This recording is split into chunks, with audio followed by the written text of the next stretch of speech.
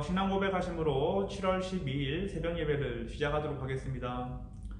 전능하사 천지를 만드신 하나님 아버지를 내가 믿사오며 그 외아들 우리 주 예수 그리스도를 믿사오니 이는 성령으로 잉태하사 동정녀 마리아에게 나시고 본디오 빌라도에게 고난을 받으사 십자가에 못 박혀 죽으시고 장사한 지 사흘 만에 죽은 자 가운데에서 다시 살아나시며 하늘에 오르사 전능하신 하나님 우편에 앉아 계시다가 저리로서 산자와 죽은 자를 심판하러 오시리라.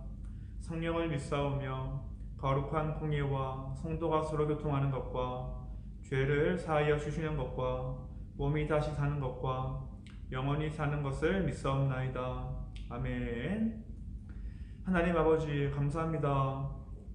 오늘 새벽에도 우리에게 진리의 말씀을 허락하여 주시옵시고 우리가 오늘 하루도 주님의 말씀을 의지하여서 승리할 수 있도록 우리와 함께 동행하여 주시옵소서. 이 모든 말씀 살아계신 예수 그리스도의 이름으로 기도드렸습니다. 아멘.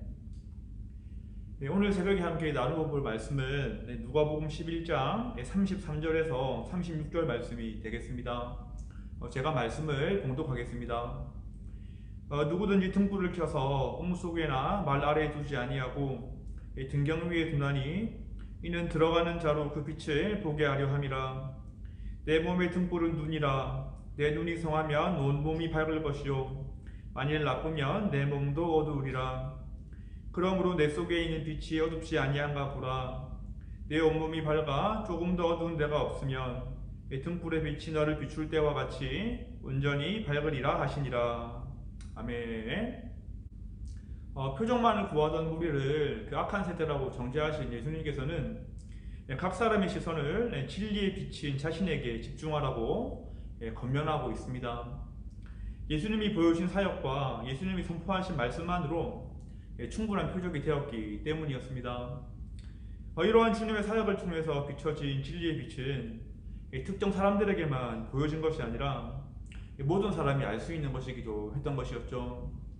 그래서 예수님은 등불 비유에 관한 말씀을 하신 것인데 이제 메시아를 거부하려는 완악한 마음을 버리고 진리의 빛 앞으로 나아오라는 예수님의 말씀이기도 했습니다. 33절 말씀에서 주님은 이렇게 말씀하십니다. 제가 읽어보겠습니다. 누구든지 등불을 켜서 옥 속에나 말 아래에 두지 아니하고 등경 위에 두나니 이는 들어가는 자로 그 빛을 보게 하려 함이라. 예수님께서는 평소처럼 사람들이 알아듣기 쉬운 일반적인 원리를 통해서 말씀을 하십니다. 예수님 당시에는 등경이라는 것이 있었는데 앞이 캄캄해서 보이지 않을 때에 불을 밝히는 용도로 사용되는 물건이기도 했습니다. 비유로 말씀하시는 예수님께서는 그 등불을 켜게 된다면 옥 속에나 말 아래 두는 법은 없다고 말씀하셨던 것이었죠. 여기서 주님이 말씀하신 음이라는 것은 은밀한 장소, 지하실, 포도주나 기름의 저장소를 뜻하는 말이기도 합니다. 그리고 말 아래에서 말이라는 것은 곡식을 재는 그릇을 의미하는 단어인 것이죠. 즉 어두운 데서 불을 켜게 된다면 그릇으로 덮는 법은 없다고 주님께서는 말씀하신 것이었습니다. 예수님이 이 말씀을 통해서 등불은 진리의 빛 대신 자신을 의미했던 것이었고 그 진리의 빛은 음속이나 말 아래 숨겨진 것이 아니라 누구에게나 공개되고 받아들일 수 있는 형태로 나타난 것을 확증했던 것이었습니다. 예수님이 빛이라는 사실에 대해서는 성경 곳곳에 기록이 되어 있습니다. 요한계시록 21장 23절에서는 주님의 빛에 대해서 이렇게 설명을 하고 있죠. 하나님의 영광이 비치고 어린 양이 그 등불이 되심이라. 아멘. 요한복음에서도 주님은 자신의 빛에 대해서 이렇게 설명하신 적이 있습니다. 나는 세상의 빛이니 나를 따르는 자는 어둠에 다니지 아니하고 생명의 빛을 얻으리라. 아멘. 이렇게 예수님께서는 어두운 이 땅에 진리의 빛으로 오신 것이었습니다. 구약시대 때처럼 감추어진 비밀이 아니라 복음의 실체가 드러나게 된 것이고 이제 이 복음의 비밀은 그 누구도 차별 없이 받아들일 수 있는 진리가 된 것을 주님은 선포하신 것이었죠. 그래서 예수님께서는 이 말씀을 통해서 나는 진리에 대해서 알지 못했어요라는 핑계조차 할 수 없게 만드신 것이었습니다. 하지만 바리새인과 사두개인이 보여준 모습은 어떤 모습이었습니까? 예수님은 선포하신 말씀과 능력으로 진리의 빛을 비추었지만 그 사람들은 그 빛을 보지도 못하고 느끼지도 못하는 모습을 보여주었다라는 것이죠. 이 모습이 그 당시 가장 종교적이었고 도덕적이었고 하나님과 가깝다고 스스로 생각하는 사람들의 엉뚱한 모습일 수밖에 없었던 것이었습니다. 마치 누구의 모습과 비슷합니까? 마치 이 모습은 광야에서 이스라엘 백성들의 모습을 떠오르게 합니다. 이스라엘 백성들은 하나님의 은혜로 출애굽하게 되었고 광야 생활 가운데 계속해서 하나님의 역사하심을 경험했던 민족이었습니다.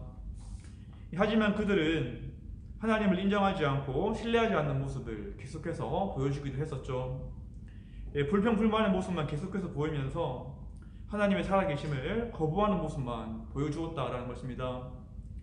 돌을 들어 모세를 쳐 죽이려고 했었고 다른 사람을 세워서 다시 애굽으로 돌아갈 군림만을 했습니다. 지금 딱 바리새인들과 서기관들이 보여주었던 모습이죠. 진리의 빛이 비춰지고 있음에도 불구하고 그것을 적극적으로 거부하는 모습이 바로 광야에서 보여준 이스라엘 백성들의 모습이었습니다. 결국 수많은 증거에도 불구하고 하나님을 믿지 못한 출애굽 1세대는 어떻게 되었습니까? 광야에서 최후를 맞이할 수밖에 없었습니다. 그들을 기다리던 것은 약속의 땅 가나안이 아니라 죽음이었고 멸망일 수밖에 없었던 것이었죠. 이와 동일한 모습을 보이고 있는 바리새인과 서기관들에게 주님께서는 비유를 더 발전시켜서 말씀하십니다. 34절 35절 말씀을 제가 읽어보겠습니다. 내 몸의 등불은 눈이라. 내 눈이 성하면 온몸이 밝을 것이요 만일 나쁘면 내 몸도 어두우리라. 그러므로 내 속에 있는 빛이 어둡지 아니한가 보라. 아멘. 예수님께서는 그 35절 말씀을 통해서 내 속에 있는 빛이 어둡지 아니한가 보라 라고 말씀을 하십니다. 이 말의 의미는 비추이는 빛에 문제가 있는 것이 아니라 빛을 받아들이지 못하는 마음의 문제라는 말씀이었던 것이죠. 그래서 주님께서 가장 먼저 하신 말씀이 무엇이었습니까? 바로 눈을 확인하라는 주님의 권면이었습니다. 우리가 잘 알다시피 눈이라는 것은 빛을 감지할 수 있는 신체 기관이기도 하죠. 눈이 밝으면 우리의 삶이 밝아질 수밖에 없고 눈이 어두우면 우리의 삶도 어두워질 수밖에 없는 것입니다. 그래서 우리는 34절의 말씀을 다시 한 번 더 잘 이해할 필요가 있습니다. 34절 말씀을 제가 한 번 더 읽어보겠습니다. 내 몸의 등불은 눈이라. 내 눈이 성하면 온몸이 밝을 것이요 만일 나쁘면 내 몸도 어두우리라. 주님이 하신 말씀은 눈이 온전하면 빛이 잘 들어와서 몸이 밝아진다는 것, 즉 제대로 된 기능을 할 수 있다는 말씀이었고, 눈이 온전하지 못하다면 빛이 제대로 들어오지 못해서 몸이 어두워진다라는 말씀이었습니다. 그러니까 몸이 제대로 기능하지 못하고 있다면 빛을 탓하기 전에 눈이 제대로 되어 있는지 살펴보라는 주님의 말씀이었던 것이었죠. 결국 이 말씀은 아직도 빛으로 오신 예수님을 거부하고 있는 유대인들에게 마음의 눈을 똑바로 뜨라는 주님의 말씀이었던 것입니다. 사실 제 자신도 20대 중반까지는 나쁜 눈을 가진 상태로 살아왔던 삶이었습니다. 제 몸은 교회에서 계속 있었지만 마음의 눈은 어두워서 예수님이 누군지 몰랐다라는 것이죠. 말씀을 들어도 그 말씀은 진리의 말씀으로 내게 다가오지 않았습니다. 예수님은 실체가 아니라 그저 지식의 한 부분일 뿐이었죠. 예수님이 내 죄를 위해 죽으셨고 부활했다는 말씀을 수천 번 들었지만 그 사실은 내게 진리가 아니었습니다. 그래서 또한 예수님을 나에게 구원 주실 수도 없었던 것이었죠. 예수님은 그저 내가 아쉬울 때 찾는 그저 그런 존재일 수밖에 없었습니다. 그 시간이 자그마치 20년이라는 시간이었습니다. 그런데 어느 날 예수님께서 진리의 빛으로 제 인생에 다가와 주신 것이고 제 눈을 밝게 해주셨던 것입니다. 물론 제 힘으로 마음의 눈이 회복된 것이 아니었죠. 모든 것은 하나님의 은혜였습니다. 사실 그 당시 저의 주된 기도의 내용은 이런 내용이었습니다. 하나님이 정말로 살아계시다면 저를 찾아와 주시고 제발 만나주세요. 사실 하나님을 믿는 척하고 살아왔지만 이제까지 모르고 살아왔습니다. 교회에서 하는 봉사와 헌신도 하나님을 믿기 때문에 했던 것이 아니라 하나님으로부터 무엇을 얻어내기 위한 마음이 더 컸습니다. 그런데 이제 진짜 하나님을 만나고 싶습니다. 이 기도가 그 당시에 제 기도의 주된 내용이었다라는 것입니다. 그런데 하나님은 이 기도를 들으시고 저를 만나주셨던 것이었죠. 그리고 그 후로 바뀐 것이 너무나 많이 있습니다. 저는 나쁜 눈이 아니라 성한 눈으로 이 땅을 바라보게 된 것입니다. 자연을 보면서도 하나님의 숨결을 느끼게 되었고, 제 손가락, 발가락, 제 몸을 보면서 하나님의 무한하신 지혜를 느낄 수 있게 되었던 것입니다. 그리고 무엇보다도 제 자신을 바라보는 시선이 바뀌었다는 것이죠. 나쁜 눈을 가졌을 때는 스스로 불행한 삶을 살았지만, 성한 눈으로 바뀌었을 때는 하나님의 자녀라는 사실이 내게 다가왔기 때문이었습니다. 죽을 죄인의 상태에서 구원받은 자의 은혜가 무엇인지 깨닫게 되었던 것이었죠. 그때부터 주님은 더 이상 내 삶에 기적을 일으켜 주시는 분은 아니었습니다.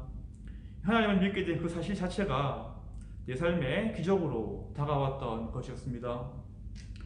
제 과거의 모습과 비슷하게 오랜 기간 교회를 다녔음에도 불구하고 눈이 감긴 상태로 신앙생활을 하는 분들이 있을 수도 있을 것입니다. 이 어두운 가운데 예수님을 바라보지 못하고 계속해서 엉뚱한 것만을 바라보면서 우리는 살아갈 수도 있다는 것이죠.